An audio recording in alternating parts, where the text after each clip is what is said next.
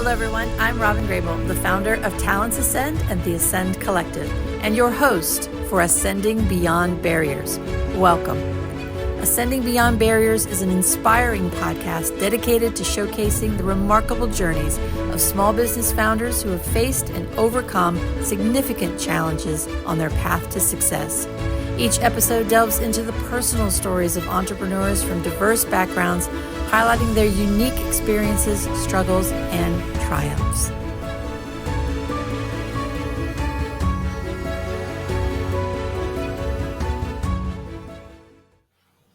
Today, we welcome Jennifer Wine. She is a powerhouse in global quality assurance and logistics with over 15 years of leadership in the medical device and pharmaceutical industries.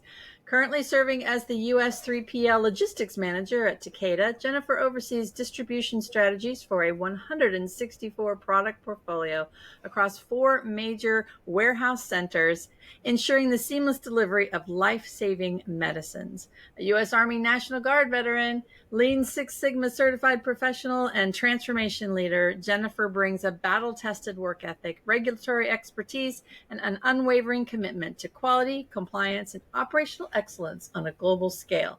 Welcome, Jennifer. Thanks so much for being here. What your bio didn't say is that you are also a co-owner of a PuroClean franchise. So we're going to talk about that. Yeah, so I want to talk about your National Guard time first, though, because I saw that you were stationed in Indianapolis, Indiana. I grew up in Richmond. Are you from Indiana, from the area? How did you get to Indiana? So I grew up in Wisconsin. Okay. And when I went off to college, I chose an Indiana college. I went to Huntington University in Huntington, Okay. Indiana. And that's when I joined the National Guard. And since I was going to school in Indiana, I chose the Indiana National Guard. Awesome. So I know that you joined in 2001. Was that pre 9/11, or did 9/11 become a catalyst for you? Yeah, it was pre 9/11. So Okay. I'd actually wanted to join the service when I was in high school. It was my senior year of high school. I had friends who were joining the military, and I was really wanting to join the service.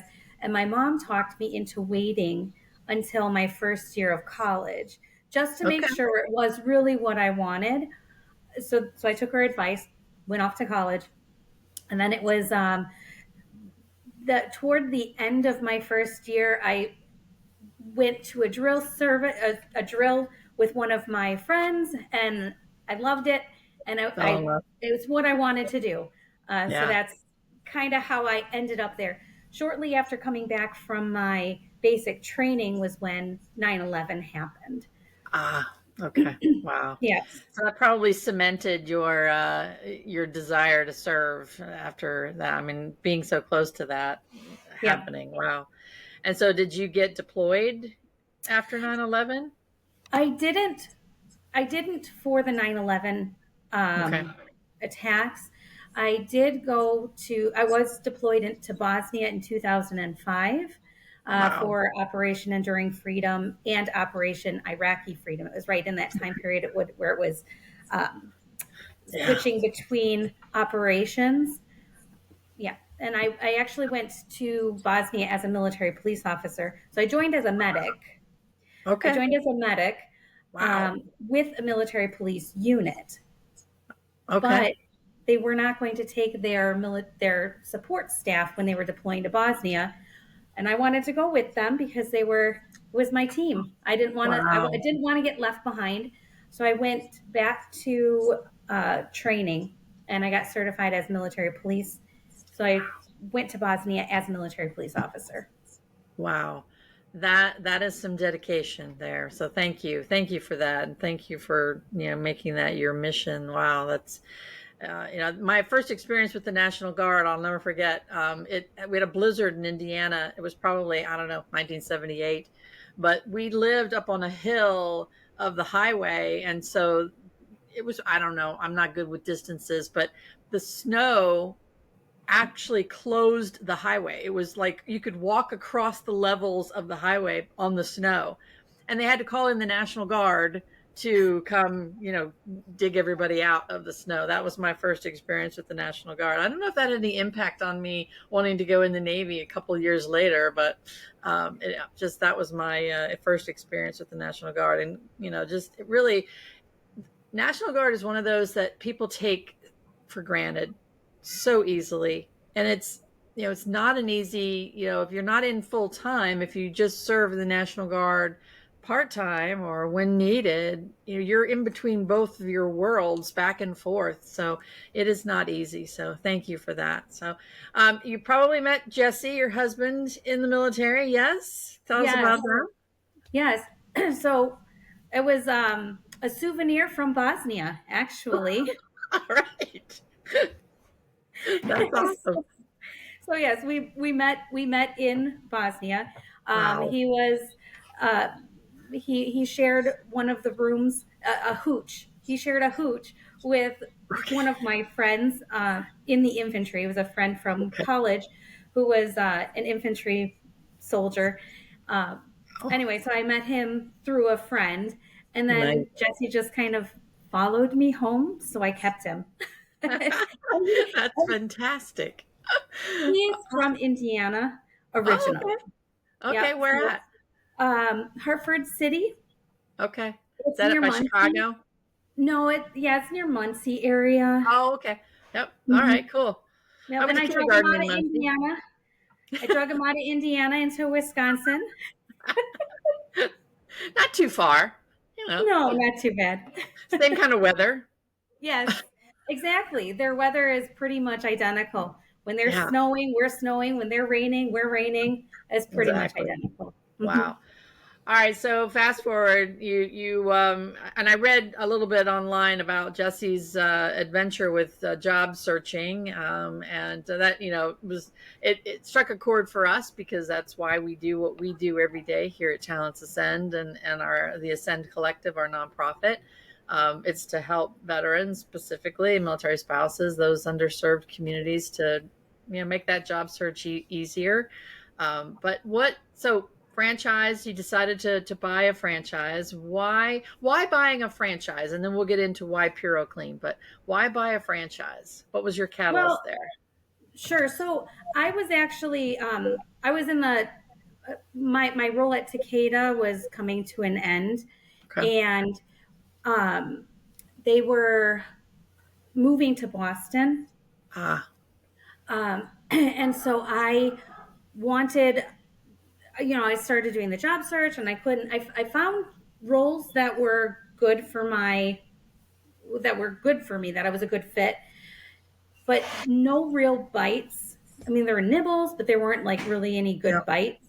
Um, and my husband, in the meantime, had been in the restoration industry Hmm. for probably about 15 years as well. Okay. Um, he started off selling insurance, and then he Hmm. worked as an adjuster, and then he worked for a restoration company. So he'd been in the industry for a while, and he kept Okay. talking about how he wanted to start his own business. So when I ended up leaving Takeda, and there were I ended up getting like a good severance package. So we used that severance package to purchase into the franchise. And then because I was unemployed at the time, I had the time to, start this new business, start this new venture. Oh, Hmm. that's awesome. Well, my apologies. I think I misread the article. Then it was you in the job search, not Jesse, that were Correct. having the fun of all of that. Yeah, it's a tough because especially as veterans, there's so many filters and just I won't get on my soapbox, but suffice it to say, you're part of the reason why we do what we do. So all right, so you decide to buy a franchise, but did the franchise model, was that attractive because the structure was already there? What drew you to owning a franchise versus just starting your own business on its own? Yeah, we were looking for something that was structured, that had been tested. Yeah.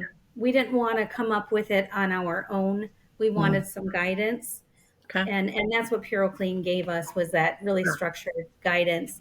And the nice thing about them is that they actually allow us to operate as independent owners. Oh, A lot of times you'll have franchises that they really direct you huh. as the owner what you can and cannot do. But PuroClean, they kind of give you a hands off approach to running your business. Run your business however you want within the Yeah. structured guidelines that they provide. But they're Okay. also there to assist when we need it. 24/7, I can call somebody and I can get help or guidance. Wow. Yeah, I mean that is something. I mean, I've talked to a few people that own franchises, and one of the, the downsides is you got to order supplies from them. You got to have everything their way, and you're not really running your own business. You're just really running their business in your location. So that's awesome. PuroClean also has a program called PuroVet. Tell us about that. Yep. So they offer a percentage off of the franchise fee, Nice. um, and and then they also help you get connected with financing, Wow. whether it's for your equipment or just an SBA loan. So they have different connections that they can get you into contact with in order Cool. to help you get your business started. But the big thing is that initial um, percentage off of the franchise fee, Yeah. and then they're very big on military veterans. Nice. Frank Torrey, he has it's in his mission is to get 100 vets onboarded with PuroClean. He wants 100 PuroClean franchise owners that are veterans. And I mean, he is really gung ho about it. He's partnered with the NVBDC to help us get connected with corporate Nice. members.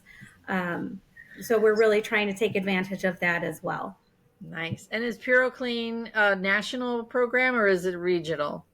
It's national. They have franchises all over the US and in Nice. Canada. Perfect. Awesome. So what's been one of the biggest challenges that you faced in owning the business? What do you think has been one of the biggest challenges and how did you overcome it? um, I think really, I think the billing, truthfully, Okay. has the biggest getting people to pay us, for the work that we do. But it really is what I have found works well for us is making sure that the entire team is on board with our policies, whether it's Yeah. we need a down payment prior to starting, getting the correct contracts signed. When we first started out, we had some very simple contracts, and then we found that they weren't quite good enough. So we went, we hired a lawyer, we got some better contracts. So Wow. really just kind of those basic things that you need to kind of protect the business. Yeah. Once we got those established, we've definitely seen a big turnaround on how the collections are going.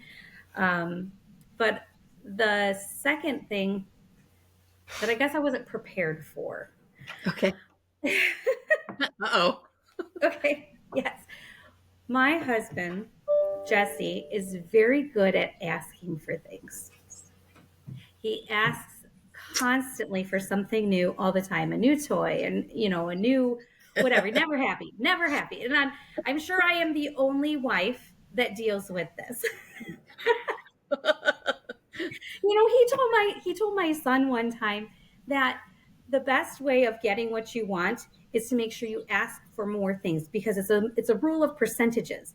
The more you ask, the more you're going to get. And I'm like, why would you tell your son this? He's passing down the tradition. It was so bad. But so here's the surprising thing is that I find myself telling him yes an Oh. awful lot because Okay. I'm a numbers person. I'm always about what's the return on investment, and Yeah. I need to see the data.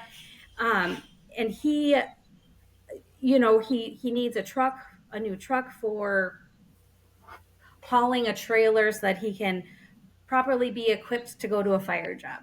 You know, and Wow. I look at it and I'm like, you know what? This is actually a really good idea. And then I figure out, oh, can we afford it? And I tell him yes. Now, I still run into the issue where I give him, here's your budget. You get a certain budget, and then Right. he like exceeds it by 20%, and lots of reasons as to why he needs it, all these extras. Oh, like we get a truck, you can throw on the plow, and now I can plow the driveway, and things that aren't necessary, but you Right. know, always Yeah. asking for more. That's But awesome. yes. But there's good lessons in there for business owners because you have to think about, I mean, budget is important. You have to know your budget, so how much you can spend, and then you should plan for that 20% overage because typically in a lot of projects or a lot of things, you're always going to have overage that you need to account Hmm. for. So, wow. All right, that's funny. I'm surprised that PuroClean doesn't have their own contracts just to protect the PuroClean name. That was surprising to me that you would have to go out on your own and get your contracts. There's pros and cons to that, I guess. I mean, you write your own thing, so you protect your own business, but at the Hmm. same time, it's got the national franchise name on it. So interesting. Well, they So do start off with, they do have contracts, and those are the contracts that we started off with. But okay, every okay, state has their own unique pieces. sure, You have to have your own state required lien language, or okay, your, um, right to cure language. There are certain documents that, certain states require you to hand out on every job, and you've got to get signature that those pamphlets have been handed out. So okay. there's state requirements, and that's why PureClean gives you more of a basic contract, and then it's up to you to make sure that you're in compliance with your state requirements. That makes sense. Okay, Hmm. yeah. Yeah, awesome. Well, and billing is not unique to your business. We struggle with that too. I'm pretty sure most businesses struggle with getting paid on time or getting paid at all. So kudos for you for figuring that out at least a little bit. So what's been one of the most rewarding things of owning the business? Um, I really like going in and helping people through whatever devastating experience they're going through. So that was one of the draws with the National Guard. I know that you had mentioned how you had that huge snowfall, and Yeah. the National Guard had to unbury you. Yeah. Um, well, when I decided I was going to join the National Guard, and really what drew me to the service initially, growing up, there was a magazine article that I would see in newspapers or magazines. And it was a soldier rappelling from a helicopter over a body of water, and he was holding a child in his arms and saving them from this Yeah. body of water. And that is what drew me to the military, but to the National Guard specifically because I would be helping my neighbors. Yeah. National Guard, you get rolled out to help your neighbors. I mean, we do get rolled out for federal things too, as like just like when I went to Bosnia. But Bosnia. Yeah. typically we're helping our neighbors. Yeah. Um, so that's really what drew me to the National Guard. And likewise, I find this industry and what I'm doing today is is very similar to what is very similar. Sorry. Somebody really needs you. Sorry about that. But yes, uh, but being in this industry is a lot like being in the National Guard, and Makes a lot of uh, sense. helping people, rescuing them from Yeah. the devastation that they're experiencing, holding Wow. their hand, walking them through everything step by step. Yeah. Wow. That is that, and that's a really whoever came up with that campaign for the National Guard. That was a really good one because I remember seeing the commercials for that. You're helping your neighbors, and it really does pull on your heartstrings. So, well, good for you, and thank you again for that and wearing the uniform and helping your neighbors. And even though Bosnia is not a direct neighbor. It's still, it's still somebody in need. So good for you. And I think that's another thing that people take for granted in the military, that we're not just fighting things. Like we're not, yeah, we're on the wall, we're protecting our freedoms, but we're also serving our neighbors. We're also helping people in need. And I think a lot of people take that for granted, that it's not just military action. You know what I mean? Like it's just not fighting all the time. It is helping. Certainly poignant now with the floods in Texas and all that's gone on down there, and the rescues and recoveries, which is just awful. But thank you for doing that. It's amazing. So what's your best advice for somebody who wants to start a business, a veteran that wants to start a business? What would you tell them? It's a scary venture. Yes, it is. It's scary. But I mean, as a veteran, you've already taken a leap of faith by joining the service. You've already been probably through some of the hardest times that you'll ever experience in your life, and you've gotten through it. And being a business owner, it becomes another way to serve your community. When you're done serving your country as a soldier, we're all looking for more ways to continue to serve, because it's just kind of it's ingrained in us. Yeah. And becoming a business owner is another way to serve your community. Yeah. So I know it's scary, but just take the leap. The leap. There are people here to help support you and to guide you, and surround yourself with good people who can give you good advice. But Awesome. but go for it. You've earned this right. Yeah, absolutely. And we make good business owners. I mean, with all the things we've learned in the military, all the things we've been through, things like that, it gives you good resilience and resourcefulness, all of those things.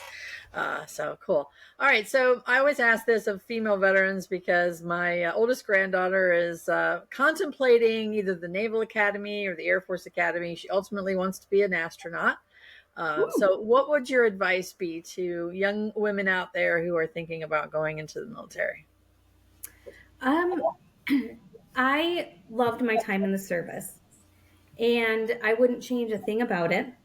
Yeah. It's made me who I am today. It gave me a lot of self-confidence. It gave me skills. It gave me so much.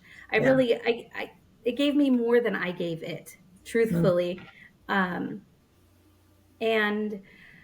I encourage, I have a bunch of nieces. I have one nephew, and I have between my side of the family, my husband's side of the family, we've got about 14 nieces. So I've got girls. We've got girls. Wow. Yeah. And if any one of them wanted to join the service, I would put them in the back of my car, and I would drive them up to the recruiting center myself, and I would sit with them while they signed the paperwork, because it was instrumental in my life, and I wouldn't change a thing about it. Yeah. Now I might suggest different branches of the service. Okay. The Army was great. However, had I investigated a little bit more in the Air Force, I may have gone with the Air Force route, just the cushy lifestyle. Yes. Well, we'll be kind to our Air Force veterans, but yes. Yeah. And that's so funny, because when my granddaughter said, well, I want to do the Air Force Academy, I'm like, okay, I think you need the Navy. You were pointing toward the Navy, huh? Well, I'm a Navy veteran. I was in the Navy, so I'm like, no, you need to go to the Navy side. Okay. I didn't work too closely with the Navy. It was more the Air Force. So if I'm choosing between the Army and the Air Force, I definitely say Air Force. But yes. Absolutely. No, I mean, any of the branches, they're all, obviously as a veteran, I think they're all near and dear. I don't think I could ever survive the Army though, or the Marine Corps. Right. Yeah. Yeah. So but yeah, that's awesome. All right. Well, thank you so much. We're out of time, unfortunately, but thank you so much for being on. Thank you for all that you're doing and serving your community still, and your husband as well. So thank him for us, and just anything we can do to support you, let us know. Sounds great. Thank you so much for your time.